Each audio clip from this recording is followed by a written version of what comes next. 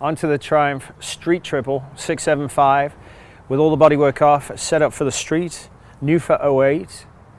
The front forks unfortunately have zero adjustability whatsoever, so you're stuck at this point in perhaps changing springs and oil, but without tearing them apart and getting in there to see what there is. I'm not really sure.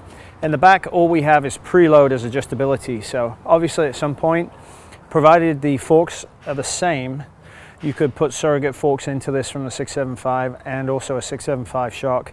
If that bolts in, then you've got pretty cheap upgrades and the bike's fully adjustable, and that will make it a lot better of a ride. So let's get to measuring and see what we got.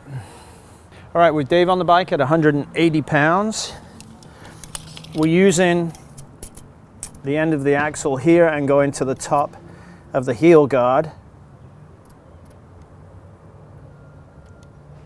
So we're at 50 millimeters of sag in the back at 180 pounds. So that's a little bit much. You may be able to change the spring tension to bring it back into line at 40, but at this point, that seems awfully soft on the spring, so you may want to change the spring. And as we discussed earlier, you may want to even see if the stock shock from a 675 bolts in.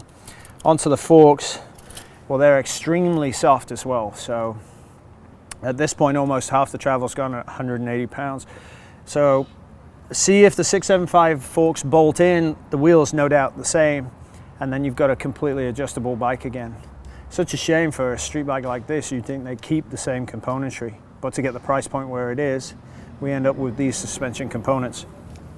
Now with Chris on the bike at 240 pounds, yikes.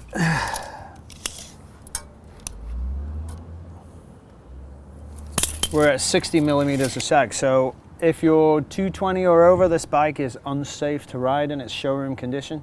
You would definitely want to change out that rear shock spring and get something that's appropriate for your weight.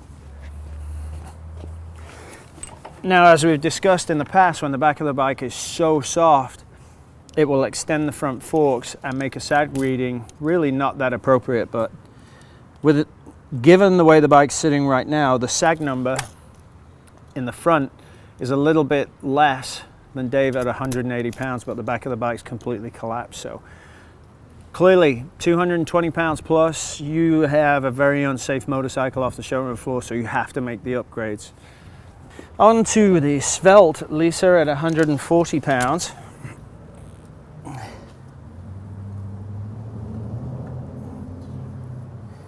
.38 millimeters of sag, so the back of the bike's on the money. So 120 to probably 150 pounds, the back of the bike works perfectly. In terms of the front, that's pretty much right on the money for street use. So here's your target market. The good thing is the springs are balanced front to back. So 120 to 150 pounds all is well.